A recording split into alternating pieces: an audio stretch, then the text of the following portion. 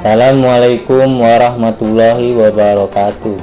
Selamat pagi, salam sehat untuk anak bapak semuanya. Perkenalkan, nama Bapak Ishak Perdana Hasibuan yang merupakan guru PPL dari Sekolah Tinggi Agama Islam STAI Syekh Haji Abdul Alim Hasan Al-Islahiyah Binjai. Di sini Bapak merupakan guru PPL kalian. Guru pamong Bapak dari Madrasah alias Swasta Al-Wasliyah 30 Kebun Lada Binjai bernama Bapak Satya Nuansa Jovi Sipayung SPD, dan dosen pembimbing Bapak dari kampus STAI Syekh Haji Abdul Alim Hasan Al-Islahiyah Binjai bernama Bapak Samsur Rijal MPD. Di sini materi yang sudah Bapak kasih pada pertemuan pertama minggu lalu, yaitu berjudul Peradaban Daulah Abbasiyah. Untuk hari ini, hari Selasa, pertemuan kedua, Bapak akan menjelaskan materi Peradaban Daulah Abbasiyah secara lengkapnya. Untuk itu, mari anak Bapak semuanya mendengarkan materi Bapak yang Bapak sampaikan pada hari ini, hari Selasa, yaitu yang berjudul Peradaban Daulah Abbasiyah. Baiklah anak-anak Bapak semua, di sini Bapak akan menjelaskan sejarah lahirnya Daulah Abbasiyah. Kebangkitan Daulah Abbasiyah dimulai dari gerakan-gerakan perlawanan terhadap kekuasaan Daulah Umayyah di Andalusia pada masa kepemimpinan Khalifah Hisham bin Abdul Malik. Daulah Abbasiyah berkuasa selama hampir 6 abad pada tahun 132 sampai 656 Hijriah atau 750 sampai 1258 tahun Masehi.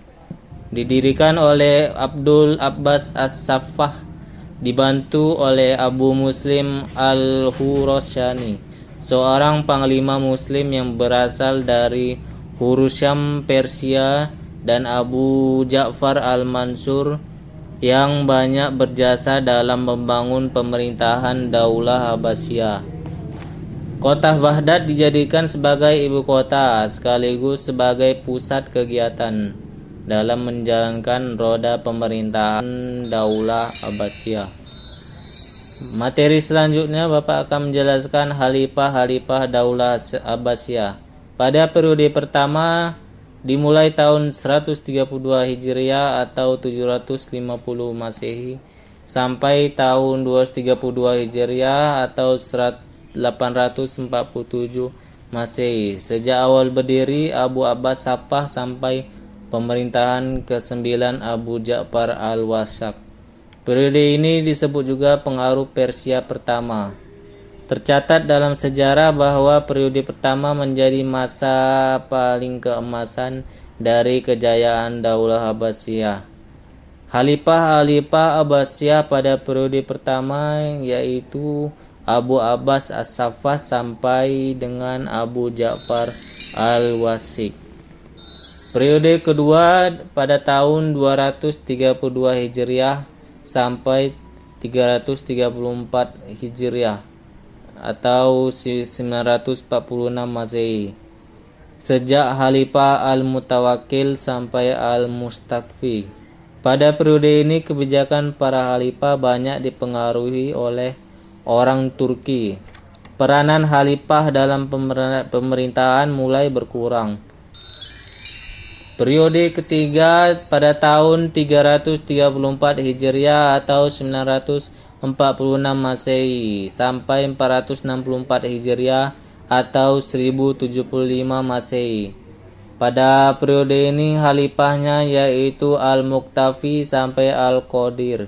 Periode ini disebut juga periode Persia kedua. Pada periode ini kondisi politik sering tidak stabil karena terjadi kemelut dalam pergantian kepemimpinan. Pada masa ini para khalifah bahkan kehilangan legitimasi keagamaannya. Posisi mereka sebagai khatib salat Jumat banyak diserahkan kepada orang dari kalangan buahiyah.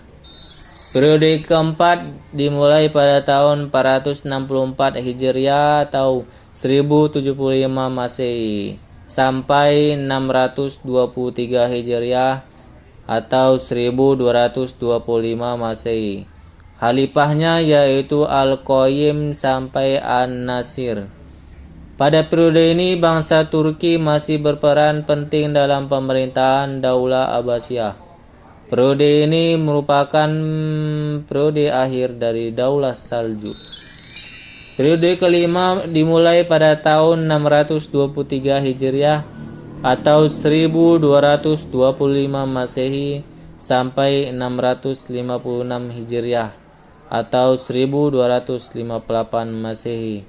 Khalifahnya yaitu Az-Zahir sampai Al-Musta'sim. Pada periode ini tidak lagi dipengaruhi oleh pihak manapun. Kekuatan politik dan militer Daulah Abbasiyah sudah lemah, sehingga kekuasaan mereka tinggal meliputi wilayah Irak dan sekitarnya. Daulah Abbasiyah runtuh pada tahun 1256 Masehi, ditaklukkan oleh tentara Mongol yang dipimpin Hulagu Khan. Kota Baghdad dan berbagai peninggalan bersejarah dihancurkan. Dengan demikian berakhirlah kekuasaan Daulah Abbasiyah. Terus materi selanjutnya yaitu perkembangan peradaban dan ilmu pengetahuan pada masa Daulah Abbasiyah. Selama beberapa dekade pasca berdirinya pada tahun 1932 Hijriah sampai 750 Masehi, Daulah Abbasiyah telah berhasil melakukan pengawalan atas wilayah yang mereka kuasai, memindahkan ibu kota dari Al-Anbar ke Baghdad sebagai ibu kota baru yang kemudian menjadi pusat kegiatan ekonomi, budaya, dan kegiatan keilmuan, melakukan gerakan penerjemahan, melakukan gerakan pembukuan tasrif dan kodifikasi tadwin, ilmu tafsir, hadis, fikih, sastra, serta sejarah mengalami perkembangan cukup signifikan di era Al-Mansur.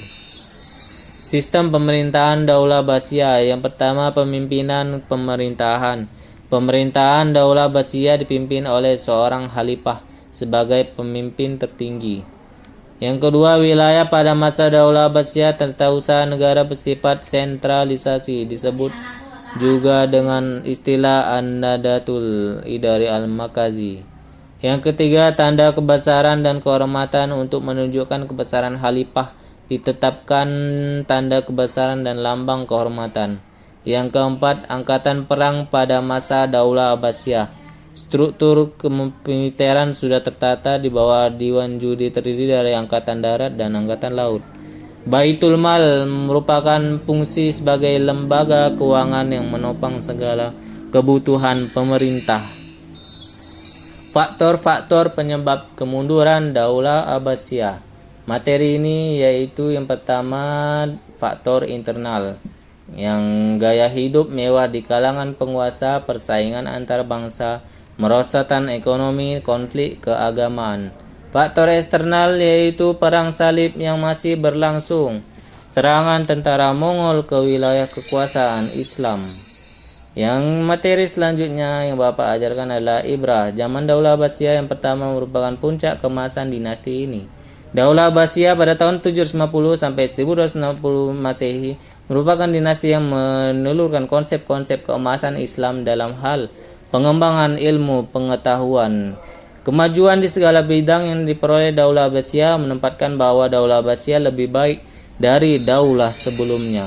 Penutupnya yaitu sebagai materi Bapak terakhir penutup yaitu ilmu pengetahuan dan peradaban berkembang dengan pesat, ditandai dengan gerakan penerjemahan, penulisan, dan pemberian penghargaan bagi para ilmuwan yang memberikan kontribusi terhadap karya ilmu pengetahuan dan peradaban pada hari itu. Terima kasih. Wassalamualaikum warahmatullahi wabarakatuh.